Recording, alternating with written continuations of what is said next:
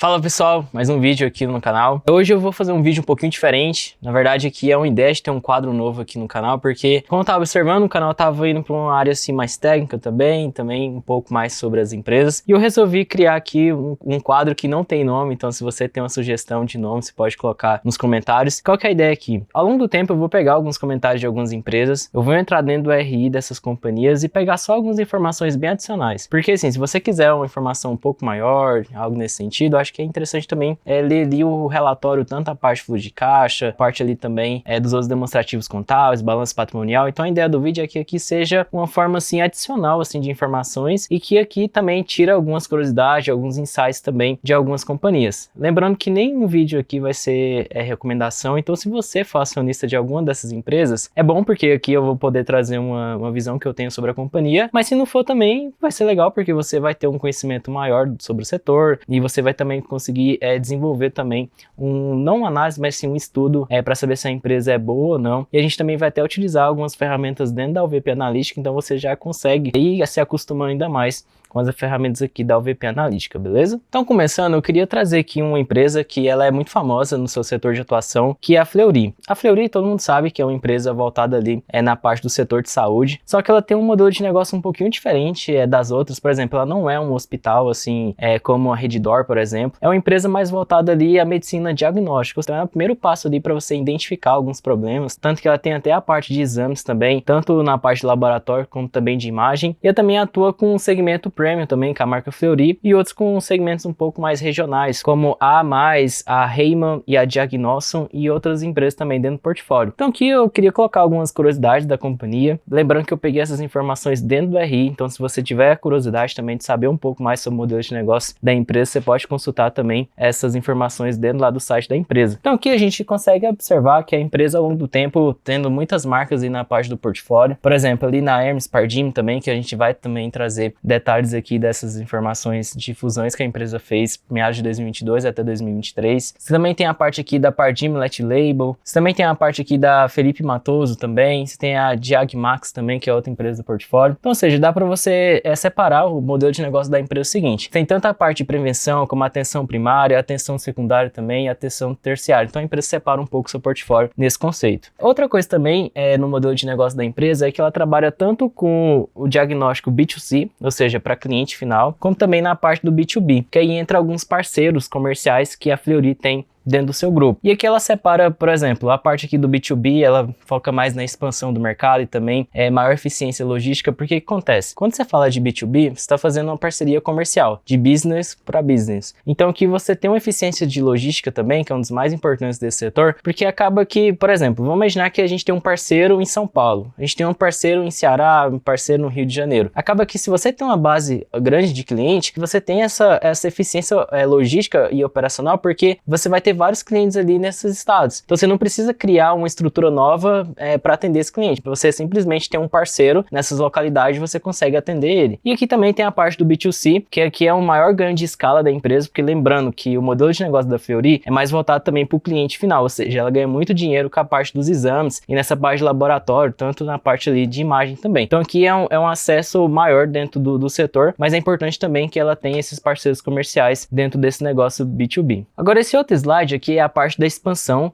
via aquisições. Eu coloquei esse slide aqui porque eu quero mostrar para vocês como que a Fleury cresceu ao longo do tempo, porque lembrando, a gente tem dois fatores de crescimento de uma empresa, tanto a parte de expansão via aquisições, como também de forma orgânica. Então assim, o que seria a parte orgânica? Quer dizer que a empresa está crescendo com as suas próprias marcas, está ganhando escala com sua própria operação, não está comprando alguém. A Ambev mesmo cresceu muito porque ao longo do tempo ela comprou muitas marcas para aumentar seu portfólio ali de bebidas. Então marcas tanto nos Estados Unidos, até aqui dentro do Brasil mesmo, que antes você tinha ali a Antártica e você tinha a Brahma. Então uniu as duas para criar a Ambev aqui na parte nacional. Então qual que é a curiosidade que eu quero trazer para vocês em relação à Fleury? Então desde 2017 a empresa tem aumentado as suas aquisições de algumas companhias. Por exemplo, se a gente for pegar só o intervalo aqui de 2017 até 2019, teve mais de 5 fusões e aquisições com algumas companhias. Aí 2020 você também teve a parte diagnóstica aqui também. 2021 ela voltou a comprar novas empresas e em 2023 teve teve uma das fusões mais interessantes, que foi finalizada em abril de 23, que teve o grupo aqui Hermes Pardini. E o que é interessante? Qual que é a diferença, né? Você tem fusões e você tem aquisições. Nesse caso aqui não foi uma aquisição. A empresa, ela se fundiu com a Hermes Pardini, ou seja, você tem um grupo Fleury e você tem o Hermes Pardini, os dois fundiram para criar não criar uma nova empresa, mas que você teve uma troca de ações, porque aqui mesmo fala, a fusão foi estruturada com a incorporação da Pardini pela Fleury em troca de ações entre os acionistas. As duas empresas ainda existem, mas teve essa fusão para criar um grupo maior, né? Que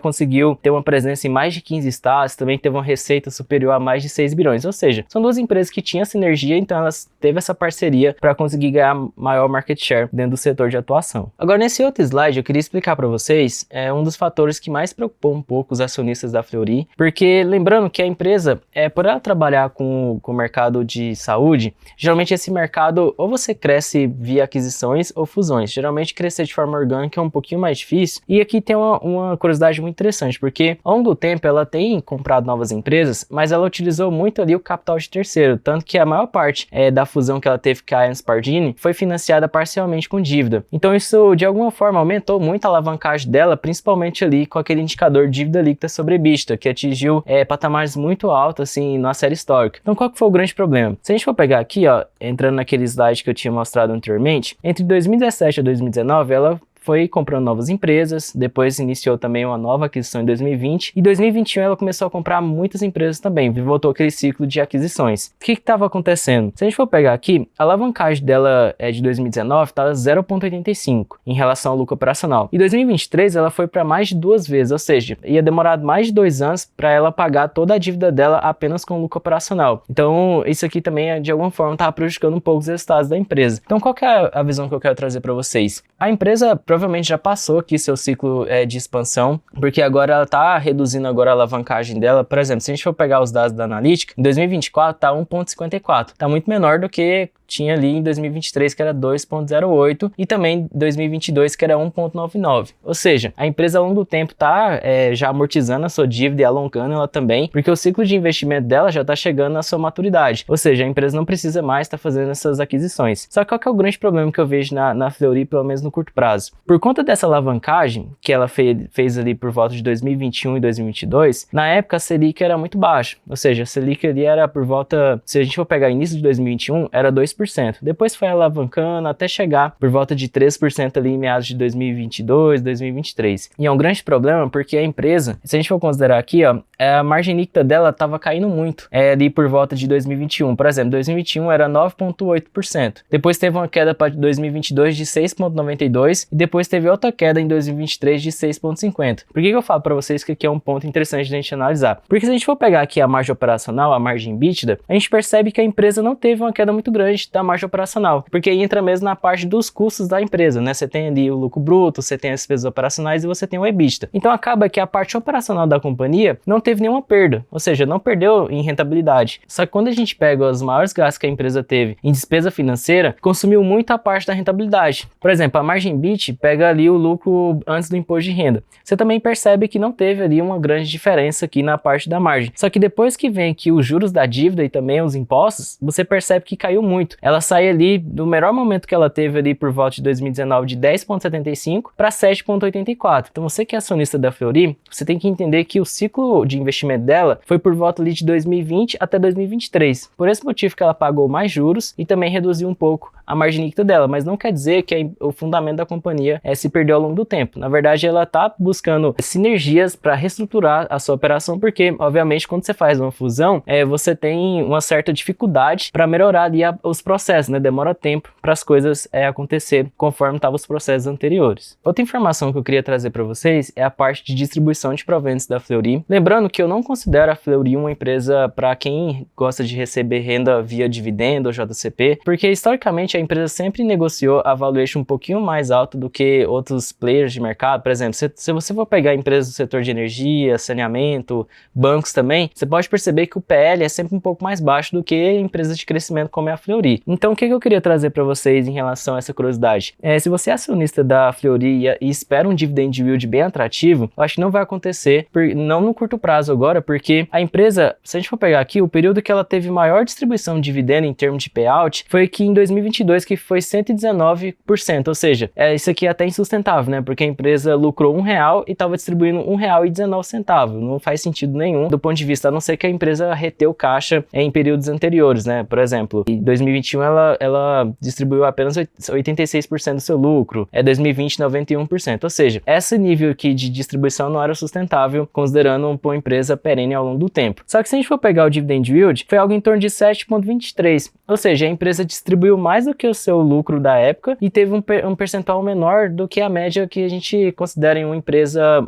do setor de saneamento, setor bancário, setor de energia. Então, eu queria só trazer essa curiosidade também para vocês, que é acionista, ou às vezes é um potencial investidor mesmo da Fleury, ou às vezes gosta mesmo da empresa e acredita que a empresa é um boa pagador de dividendo. Eu acredito que é o seguinte, a empresa tende a pagar dividendos, mas é aquele dividendo assim um pouquinho menor, porque a ideia dela é reter caixa para ir fazendo novas aquisições, porque igual eu estava falando anteriormente, é muito difícil uma empresa do setor de saúde, que ele é muito segmentado, assim, é muito difícil você entrar em outro segmento dentro de saúde, a não ser que seja de forma via aquisições, de forma orgânica é muito mais difícil. Então a tendência é que ao longo do tempo a empresa até retém mais caixa para investir em novas companhias. Agora, chegando quase no final do vídeo, eu queria trazer aqui as minhas visões sobre o setor de saúde, tanto na parte de sustentabilidade como também de risco. Lembrando que o setor de saúde, ele tem uma demanda estrutural crescente, ou seja, a tendência é que mais pessoas ao longo do tempo se preocupem ainda mais com saúde, então a tendência é que esse setor ainda cresça. No entanto, é um negócio que depende muito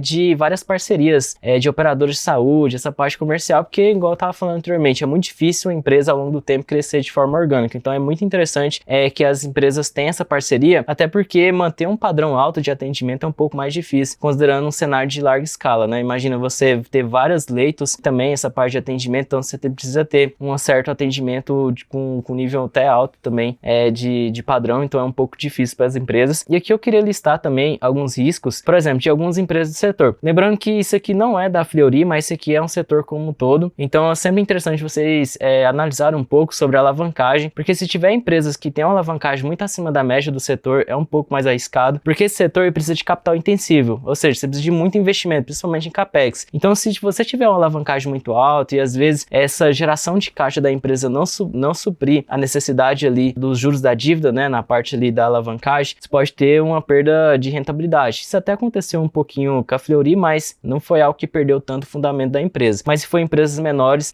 seria um ponto de atenção que eu queria trazer para vocês. Outra coisa que é interessante também é a dificuldade na captura de sinergias da fusão. Lembrando que toda vez que tem uma fusão, uma aquisição, é muito difícil você melhorar os processos no curto prazo. Isso aqui, na minha visão, é um risco, porque às vezes vai ter empresa que está operando redondinha, bonitinho ali no seu modelo de negócio, mas quer atuar em um setor que faz parte do setor dela, mas é como se fosse um subsetor. Por exemplo, energia. Vamos imaginar que a gente tem uma empresa que é de transmissão, só que eu quero ganhar dinheiro também com geração. Então aí eu vou e compro uma empresa, só que eu não entendo nada desse negócio. Tipo assim, eu sei que ela vai gerar energia, eu também estou nesse setor, só que eu não entendo 100%. Então é sempre importante também a gente analisar como que está a sinergia desses setores e também essa parte de pressão de custos médicos e também reajuste dos convênios.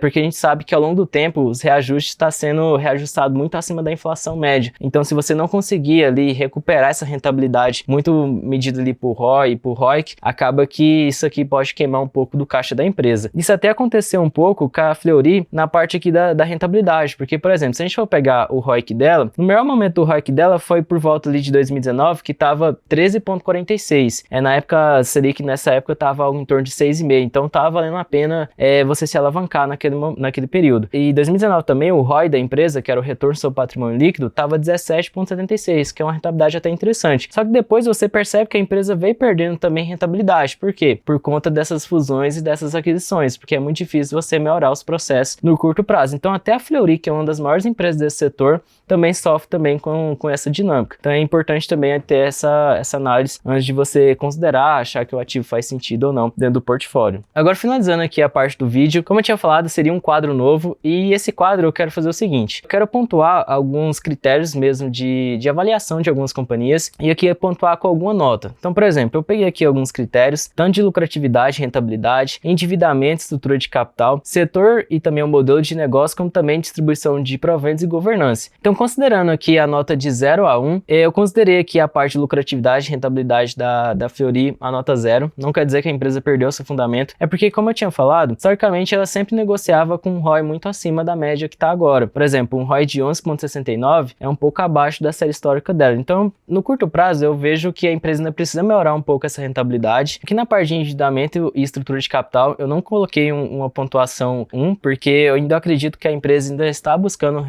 reduzir ainda o seu endividamento. Se a gente for considerar aqui, ó, nesse slide aqui já dá para ver um pouco do endividamento da empresa. Se a gente for analisar 2016, 2017, 18 e 19, a alavancagem dela estava muito menor do que está acontecendo agora em 2024, por exemplo, 1,54 e o atual que está 1,51. Então, eu ainda acredito que a empresa ainda precisa melhorar essa parte de alavancagem. Não quer dizer que a empresa é ruim, isso aqui foi só um critério de avaliação mesmo, mas isso aqui o ideal é que a gente entenda um pouco esse modelo de negócio e também essas informações adicionais para a gente ver se a empresa está indo bem ou está indo mal. Outra parte também interessante aqui é o setor, também o modelo de negócio. Como eu tinha falado, é um setor que cresce ao longo do tempo, então as pessoas estão preocupadas também com a saúde, também com a expectativa de vida e também qualidade de vida. Então eu coloquei porque eu ainda acredito muito nesse setor. Outra parte que eu queria colocar para vocês é aqui distribuição de proventos. Eu coloquei aqui uma nota 1, não quer dizer que essa empresa é o maior pagador de dividendo. A ideia aqui é que todo ano você vai receber um pouquinho de dividendo da empresa porque ela tem um pagamento regular. Então eu coloquei uma nota 1. E a parte de governança,